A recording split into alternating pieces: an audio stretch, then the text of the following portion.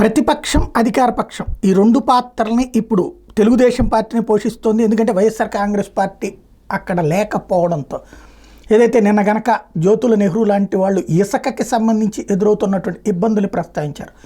అట్లాగే ఏదైతే మనకి 0 అవర్ అంటారు, అంటే 0 అవర్ అంటే కరెక్ట్గా 1 గంట సేపు టైం ఇస్తారు. ప్రతి ఎమ్మెల్యే కూడా తన నియోజకవర్గం నుంచి ప్రభుత్వం దృష్టికి తీసుకెళ్లాల్సినటువంటి సమస్య అక్కడ ప్రస్తావిస్తారు. అక్కడ ఒక మంత్రి గారు కూర్చుని అదంతా నోట్ చేసుకుని అది సంబంధిత మంత్రిత్వ శాఖలకు పంపించాలి. ఆ మంత్రిత్వ శాఖలు దాని మీద యాక్షన్ తీసుకోవాలి. తీసుకునేది పెట్టేది తక్కువే, 100కి 90% ఉండదు.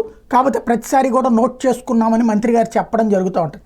అయితే ఇప్పుడు నోట్ చేసుకునేది ఎవరో తెలియట్లేదు, సమాధానం కూడా రావట్లేదు అంటూ స్వయంగా అదే పార్టీకి సంబంధించినటువంటి కోన రవికుమార్ అసెంబ్లీలో ప్రస్తావించినటువంటిది ఒకసారి విందాం. ధన్యవాదాలు అధ్యక్ష. అధ్యక్ష, ఈ 0 అవర్ ఎలా ఉందంటే డ్రైవర్ లేని కార్ లాగా ఉంది అధ్యక్ష. ఎవరు నోట్ చేసుకుంటున్నారో తెలియట్లేదు. ఉన్నారండి, మినిస్టర్ ఉన్నారు. ఏ ఒక్క మినిస్టరు ఆరు చెప్పానండి అధ్యక్ష. నోట్ చేసుకున్నారు. 10 మంది మంత్రులు ఉన్నారు. మీరు ఇండి సభలో అలాగా అసత్యాలు మాట్లాడు. అది కాదు అధ్యక్ష, ఎవరో ఒకరు గతంలో ఓ ప్రాక్టీస్ ఉండేది అధ్యక్ష. 0 అవర్ ఆ నోట్ చేసుకున్నా ఉండని ఒక మంత్రి గారు లేదు చెప్తే నోట్ చేసుకోకపోయినా అదొక ఆనందం అధ్యక్ష. డ్రైవర్ లేని కార్ లాగా ఉంది అధ్యక్ష. సభ దృష్టి తీసుకొస్తున్నాను.